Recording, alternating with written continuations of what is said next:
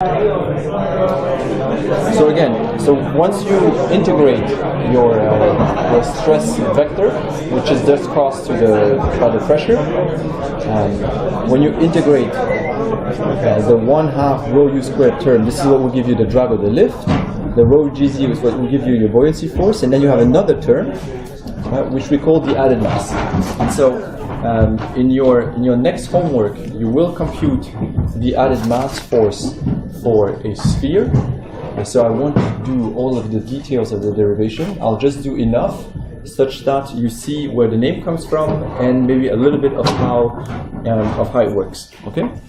So let me just write that here. So we have a force F, and so for inviscid, for incompressible flows, what we have is we can split it into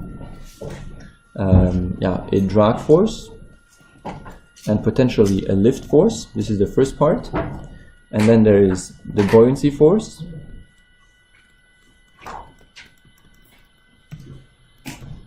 And then there is the added mass force. And the added mass force, if you look at where it comes from in the unsteady Bernoulli equation, this is the force that you have only when the flow is unsteady, right? Only when d phi dt is equal to 0, which means that the velocity does change with time. Only then do you have an added mass force. Only for unsteady flows. U is a function of time.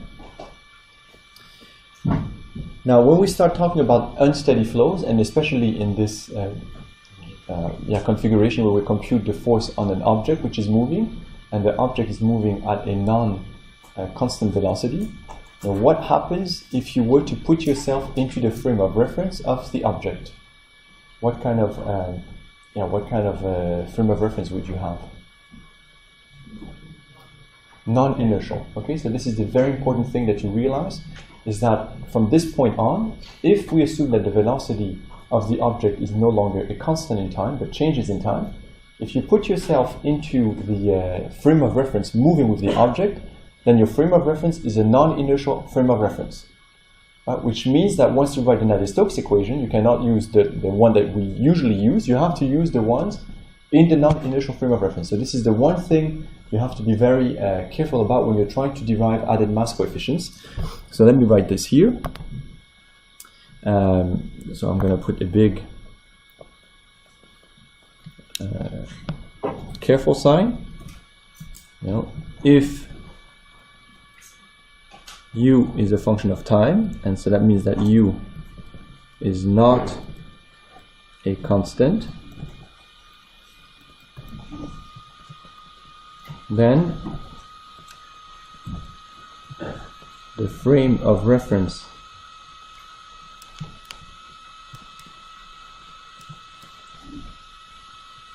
moving with the object is not an inertial frame of reference.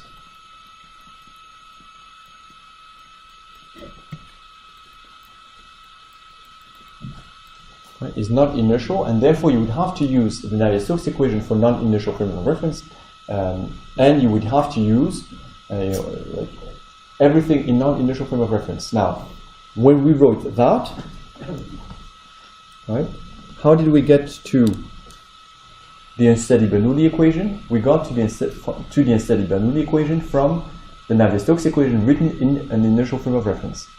Right? So the unsteady Bernoulli equation would not look like this if you were to be in a frame of reference which is now non-inertial. So when we write this, in particular, so then the other thing is what you have to be careful, is that when you write the unsteady Bernoulli equation,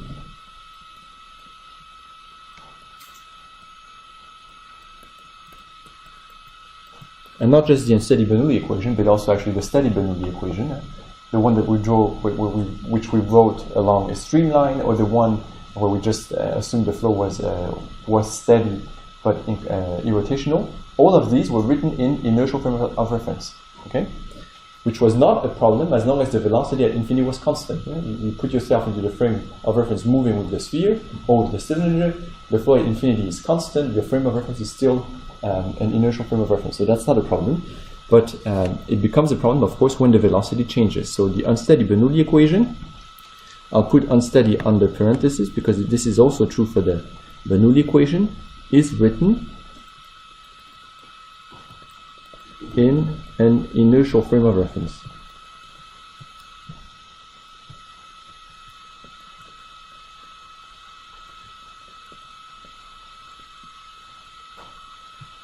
Okay? So if we want to compute the flow around a sphere, so if we want to compute the added mass term, in that case, it's easier to put yourself in an inertial frame of reference. You don't want to be in the frame of reference moving with the sphere because that one is non-inertial. So what we're going to do now is we're going to jump out of the ball, just hop off the ball, and now you see it coming through. So you are in the lab frame of reference. What we're going to do now is we're going to put ourselves into the lab frame of reference to see what this this unsteady force is. Okay, so now we're going to compute F. I'm focusing on this part here. So there are a few remarks that we need to make before we can get to that. And now we're going to try to derive it and see where it comes from. So this is F added mass. You know what, before, I'm not going to call it added mass yet. I'm going to call it unsteady. And then you'll see why we call it the added mass force. So force unsteady is equal to a minus, but that becomes a plus. Yes, minus minus, so plus the integral over the surface of the sphere. Of course, you can compute the unsteady force for any object, but I'm using the sphere because we just saw the sphere. So surface of the object here, a sphere, of rho times partial phi over partial t and ds. Now, do we know what phi is for the flow around the sphere? We do, because we just computed it. But we computed phi in the frame of reference moving with the sphere, where there was a uniform flow and your dipole. Now, what is phi if you are in the frame of reference not moving with the sphere? Huh?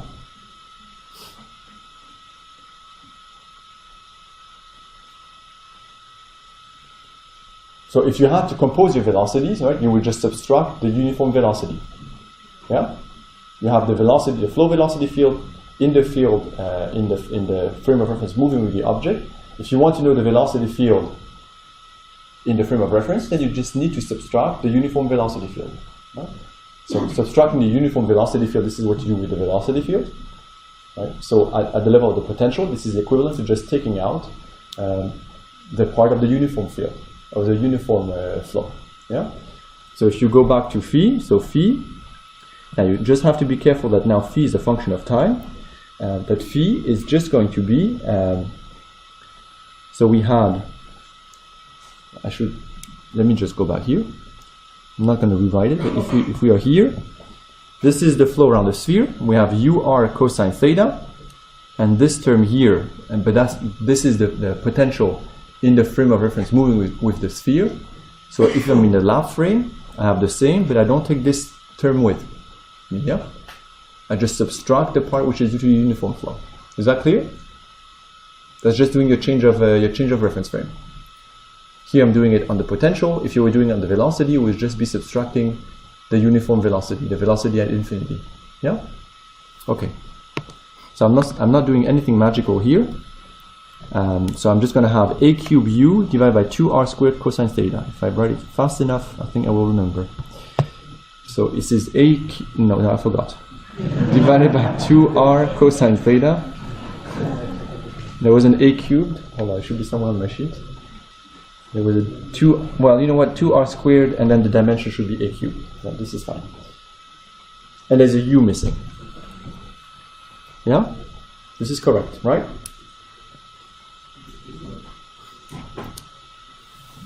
Is it? But if it's a squared, then I have a problem with my dimensions. Right? Because phi has a length scale on top of the velocity. When I take the gradient, I get the velocity. So in terms of dimensions, if I have an a squared, I have an r. Do I have an r or an r squared? Okay, let me go back. You guys have your notes. You should be able to answer this. Yeah, it's an a cubed. Yeah. Okay, so I have my a cubed. This is my potential. Now, the only problem is that this is, right, so this is equal to u, and u is a function of time. A cubed cosine theta divided by 2r squared. And this is my, this is phi at t. Okay, so this is my my potential. Now the only thing I have to be careful about is that now here I'm writing it as if my sphere, at that point my sphere is at the origin, right? At this point my sphere is at the origin. But the problem is that my sphere is actually moving in the frame of reference, not moving, in the lab frame of reference. My sphere is moving in time. Right? So really I have to think about this dipole as a dipole which is moving at the velocity of the sphere. Right? It's following the dipole. And so this is why r is maybe not such a good notation. So this is actually equal to ut a cubed cosine theta. But this angle theta is taken from, is taken as if the point at which you would take the angle is where the sphere is, and r is the distance between the point where you compute the flow and where the sphere is. So I'm just going to write this as x. This is the norm between x. Right, and let me call xx the position of the sphere, and that depends on time squared. This is the location of the sphere at time t. Okay, so I have my potential, and so I just need to compute this integral. Okay, so you will do that in your own. In the homework, but I just want to quickly show you that here what's going to come out is that this d phi dt, right, when you plug this in, it gives you a du dt. Yeah, you see that? And then you have a rho, which is the density of the water, and then all of the rest will just be a constant. And you know what the dimension of the constant are. The dimension of this constant will be a volume. Okay. Is that because I'm not going to do the integral? You do it on your own in your homework. But do you see this? So there are three things. I have my potential, right, and I need to take the d phi dt of that potential. This d phi dt here will give me a du dt. Do you see that? Yeah. So in my force, I will have a du dt. I have rho, which is the density of water, and all of the rest here I'm going to integrate. This has units of meters squared. This has units of meters cubed divided by meters squared, so it's meters. So I'm going to have a constant which will have units of meters cubed. Do you see that? And the only length scale I have is a, so I'm going to have an a cubed. So if you do a dimensional analysis, what you're going to have here is a rho. You're going to have a du dt. You're going to have a constant, and you're going to have an a cubed. Yeah. And then in the end, the real value you get is the following. So what you get is f steady. Right? And when you integrate it, you actually get a negative number, so you get equal to minus 2/3 pi. So the complete integral that you do is just to get the value of 2/3 pi, and then rho a cube times d u of your sphere dt. That's what you get for the force unsteady. So the important part here is to note that your force, right, your force is going to be pointing opposite to the direction in which you move, right? And it's going to scale with your acceleration. Yeah. And the reason why it is called an added mass force is, it's quite simple. So if you think about, well, let's think about that. So if you think about a sphere, right? Say this is a sphere of aluminum. So rho has density rho solid, and now it is accelerating in the x direction. Okay, and you want to know what's the dynamics of this ball. How is it going to accelerate? Then you have to impose Newton's second law onto this ball of aluminum. Huh? Well, actually, you know what? Let me just do it.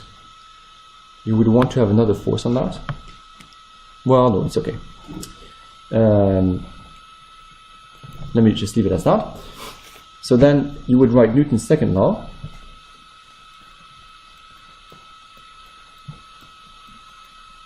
Okay, so what is Newton's second law? It just tells you that the mass of the ball times the acceleration, so rho s times 4/3 pi a cubed, same as sphere here has the radius a, times du, let me call it s, because I've called it s earlier, du as dt, right? This is mass times acceleration, is equal to what?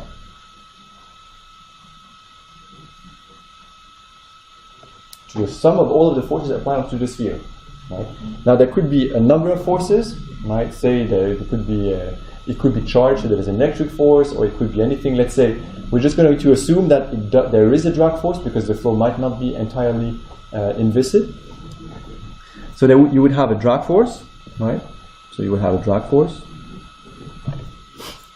You may have a lift force, I don't know, right? But the one force which you also have is the unsteady force now, because the force is changing with time. So when you write that force, then you would have a minus 2/3 times pi rho a cubed d us dt. Right? At which point, even though this is a force applied onto the sphere, it makes a lot of sense to take this term and move it to the left-hand side. Right? And what it looks like is that this additional force that the flow exerts looks like if you had augmented the mass of your object by this mass here. This is why you call it an added mass. Yeah? So now it makes sense to put this term here, even though it is a force. It's not the acceleration of the object. It is an external force. And you're doing here a bit the opposite of what you do when you move from an inertial frame of reference to a non-inertial frame of reference. Right? In a non-inertial frame of reference, you have an additional acceleration that you put on the left-hand side and just pretend it's a force. And here you really have a force, and you put it on the left-hand side and pretend it looks like I have more mass to accelerate. So if I put it on this side, then I have rho s,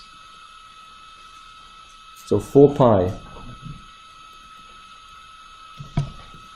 This here is the mass of the object, right? And plus 2/3 of pi rho a cubed rho. This is rho of the fluid phase, rho, and this is in a way 1/2 of the mass of the fluid displaced.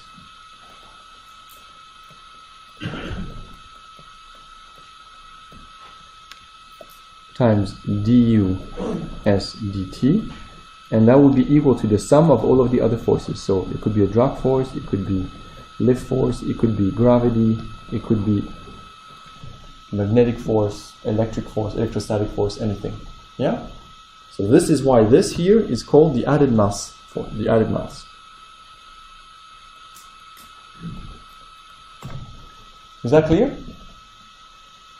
So whenever you have objects which are accelerated on top of drag, which could exist, on top of lift, on top of all of these and your hydrostatic pressure, if the flow is accelerated, if your object accelerates, that means you also have to accelerate the flow, right? Then you have an additional force which is called the added mass force. And the way it looks like, it just looks like if you were to write Newton's second law onto your object, it looks like your object is heavier. Right? You're adding a certain amount of mass. Now, this added mass coefficient does depend on the geometry of your object. So if you had an ellipsoid, then the added mass coefficient, so if you had an ellipsoid like this, right? And it's accelerated in this direction, you would have to compute the added mass coefficient. And in fact, for an ellipsoid moving in this direction, the added mass coefficient is different than from the same ellipsoid which you move in this direction. Okay, so it's not really a mass. It does depend on the geometry of the flow, it does depend on the geometry of the object. Right, so for any part, so you could, for instance, we haven't really looked at ellipsoids, so that would be a bit more tricky. You could decide to take, just create your own object. Say you take a source here, you take a sink here, and then you have a little object, right? So therefore, you know what the potential, you're gonna have the object. If you put a uniform flow, then it's going to look a bit like that, right?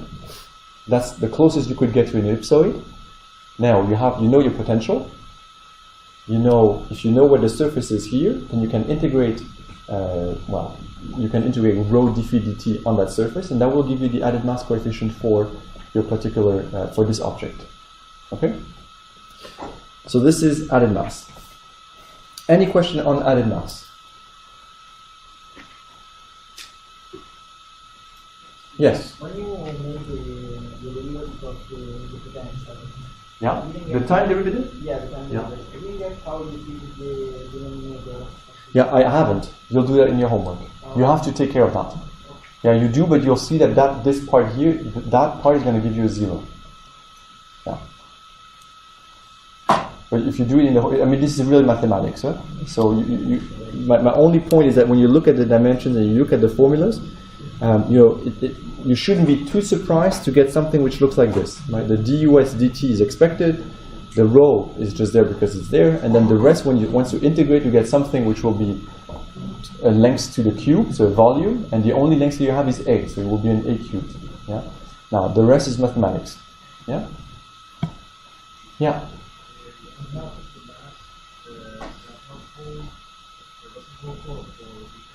No. It doesn't hold for different objects. Exactly, yeah? That is what I just said.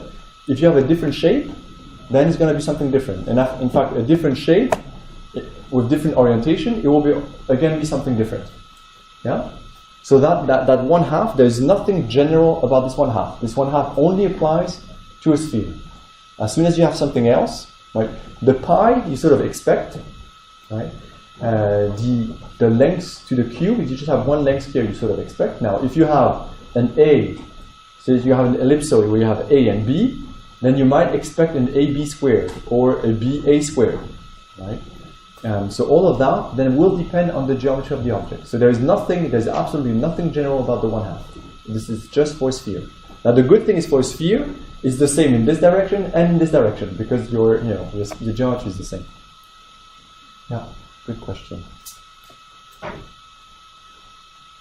Any other question? No? Okay, so I have 13 minutes left, so not enough time to do boundary layers. So I've updated a little bit the MATLAB code. Before I forget, this is it. And I will show you how you can use conformal maps. So just for the end of this lecture, this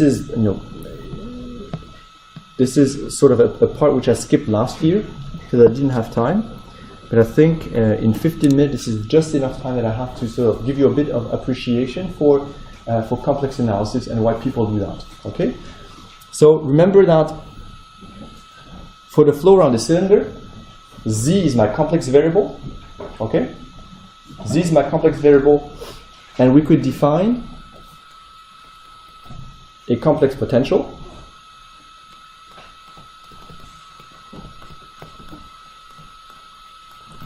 And we could define then, if you just take dW dz, right, that would be equal to the velocity field, right? It would be equal to u minus I v.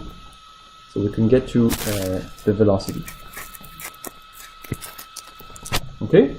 And in particular what we did is we computed the flow around a cylinder. Okay?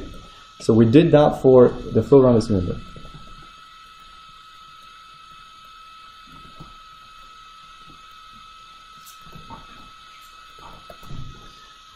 Now, as the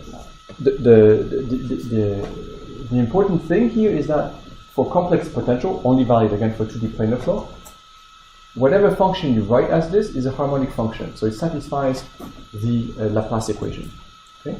So people used to use complex potential because you have a very powerful tool. There is one chapter on the book on that, and this is called conformal maps. So conformal mapping. And that is sort of really a mathematical thing, but it's very useful, a very useful thing. So let's say that now I no longer have the flow around the cylinder. I'm going to move that here. I want to have the flow around a plate, or the flow around a profile, or the flow around anything which is actually more relevant to me than a cylinder. And I want to compute the velocity distribution because I want to compute the pressure. I want to compute, therefore, the lift coefficient because I want to design a particular profile, airfoil profile.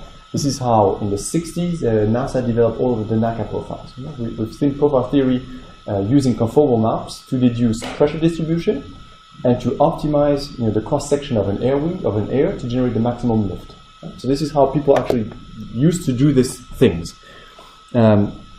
So we'll assume that we are in another 2D space where everything is going to be written in Greek letters. So it's going to be zeta. And so my coordinate in this plane will be written in Greek letters. So I'm going to have psi plus I eta, where z here is equal to x plus iy. And the way conformal maps works is that you have a map from this coordinate system to that coordinate system, right, that changes your object, your profile, into a cylinder, because you know the flow around the cylinder. Now this is the beauty of complex potentials, and that is, so say I have my conformal map, so I know that z is equal to a function of zeta. If I have this conformal map, I just have a function of zeta. Right? And when I have the function of zeta, if I have a cylinder in this plane, then I get a different profile in that plane. Then once I know the flow velocity, the potential if I know the potential around the cylinder, which I do, so here, that would be the potential around the cylinder.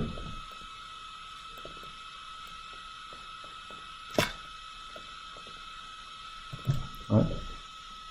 I can know the potential around my complex profile, but more importantly, if I know the velocity around my cylinder, so if I know the velocity, which is the derivative of my complex potential, right, then you can go directly to this, because dw dz, I'll show you this in the routine, is actually equal to 2dw d zeta divided by h prime of zeta. Right? Now, just think that everything that we did to this point, the flow around the cylinder, is here, is in this map here. Our object is a cylinder, we know the potential, and we know the velocity field. Right? And if we have a map that maps the cylinder back to a flat plate or a profile, then knowing this velocity field here I can directly infer the velocity field around my more complex profile. Okay, so here I'll show you on MATLAB how this looks like. The good thing with MATLAB is that it handles complex numbers, so that's very convenient. So let me show you the conformal map that we use. The conformal map, which is sort of at the history of conformal map starts with this map here, which is zeta plus 1 divided by zeta. This is called the Joukowski transform.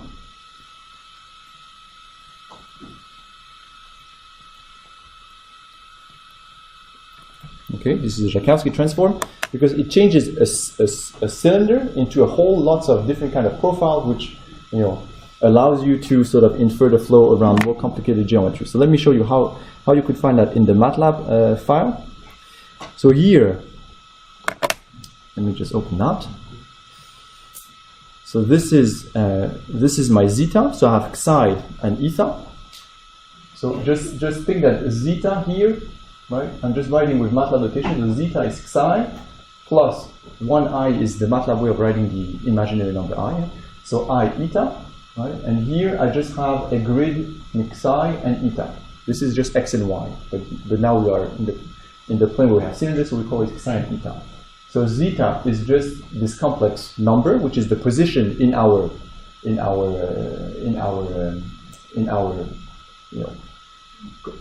mapped space domain. And now if I go down here, you'll see that I compute z, right? This is the transform of all of these points as just zeta plus 1 divided by zeta. This is my conformal map. Right? And so the first thing I'm going to do is just plot you what that does.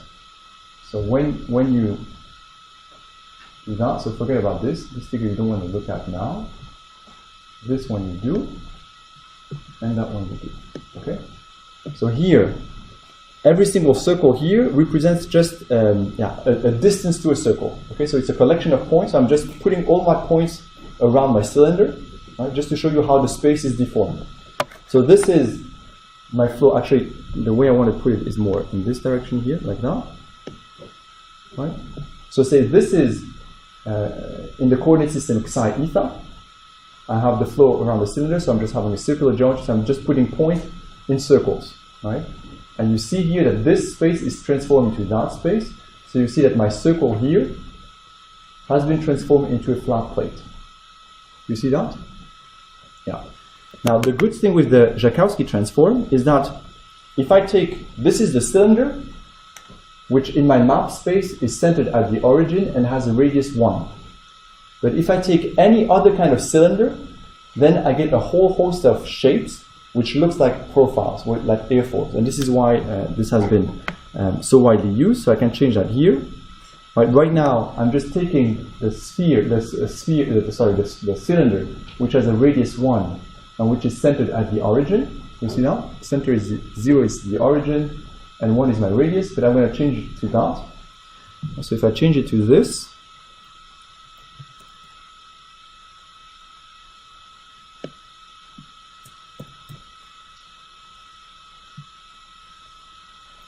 then you'll see that my cylinder is mapped into something else. So this is my cylinder, and you see that I'm mapping the surface of my cylinder into something which looks like much more like a profile. Do you see that? Do you see? Yes. Okay. So this space is deformed into that space. Now what conformal maps allow you to do is that if you know the velocity field in this space, then you can directly deduce the velocity field in that space. Right? So let me show you where this is in the MATLAB routine. So in my conformal map space in the right hand side, I know where the velocity field is around the cylinder. I just put a uniform flow, I put a dipole, and I put an irrotational vortex. Okay, so you see it here in the routine. It's written here. When you look at this, you should recognize the force around this around the cylinder. This is my uniform flow, written in complex velocity. Remember, this is u times exponential minus alpha. My radian squared divided by z by my norm, by my distance to the origin squared, plus the circulation, which has an I and a log. Remember that? That was for the potential. When you differentiate, we get one over z. This is just, I rewrote here my velocity field. Right? This is my velocity field around the cylinder in the space where I have a cylinder. And now if I take this velocity field, if I go back to my notes here, you just need to, this is my velocity field, this is the derivative of my potential divided by big psi. If you divide it by the derivative of your conformal map, then you get your velocity field in the other coordinate system, right? So my conformal map was zeta divided by 1 plus zeta, so the derivative of this conformal map is going to be 1 minus 1 divided by zeta squared, right? You see that? I just take the derivative of with respect to zeta of my conformal map. And so once I divide my velocity field in this plane by that, then I get my velocity field in the deformed space. So let me show you this.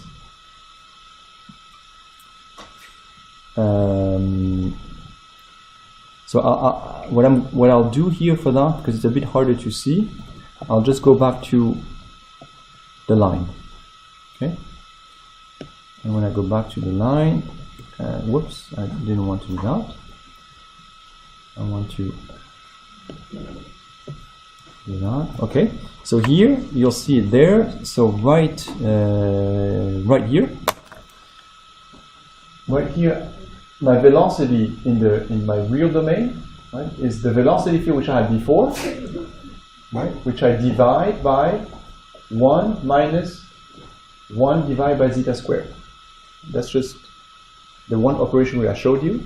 And now this here should be my velocity in my deformed space.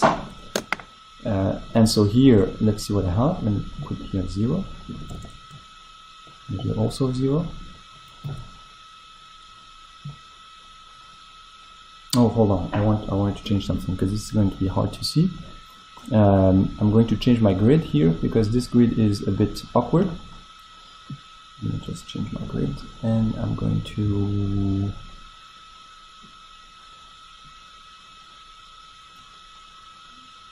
hold on. There's a line in my code which disappeared. Oh no, it's this one.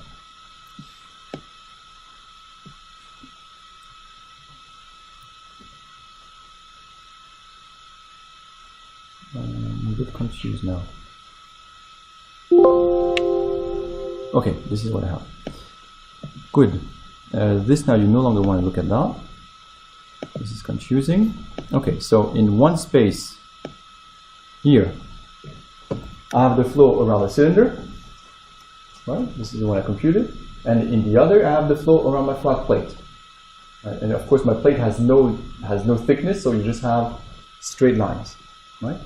Now, what you can do is just change the parameters of the flow. So here, I have a uniform flow of velocity 1. Alpha I put to 0, and the circulation is 0. And this is again the flow around the cylinder which we computed before.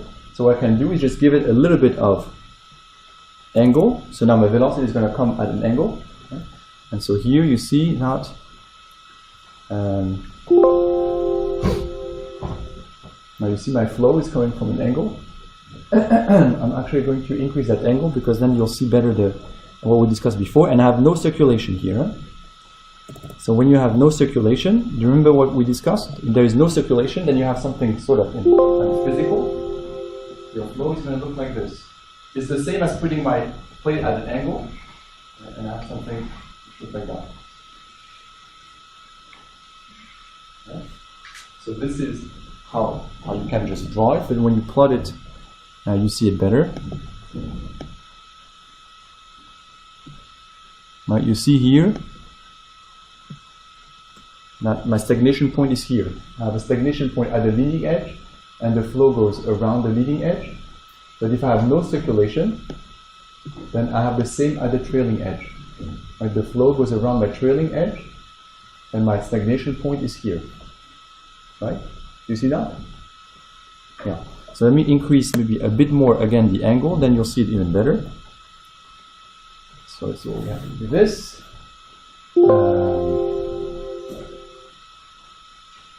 So now this is quite extreme. But again, you see here my flow is coming from this direction, and my stagnation point is roughly here. and then the flow is going around my leading edge. Right? And on the bottom side, the flow is also coming from here, and then it's going around the trailing edge. And my stagnation point is roughly here. So I have one stagnation point here on the bottom surface, and I have one stagnation point here on the top surface. Now my plate is flat and the flow is coming like this, so it's the same as having a plate as an incident and the flow coming like here. Okay. Now note that the cutter condition, if you want to impose a cutter condition, you want to say that here the flow cannot flow around the trailing edge. Do you remember what you need to do to impose a cutter condition? You need to add a circulation, right? So now let's see what happens if I add circulation. You'll see that if I add circulation, what I essentially do, so now I'm going to put the non-zero circulation. I don't know exactly how high I need to put a circulation, but what you find is you have to add circulation to decrease how quickly the flow goes out here. So let me just increase that. So 2 is not enough. Let's do this here. So this is still not enough. You know what? I'm going to decrease the angle of incidence because it's quite extreme. I'm going to decrease the angle of incidence, increase the circulation, and you know, you see here, it's already better. Huh?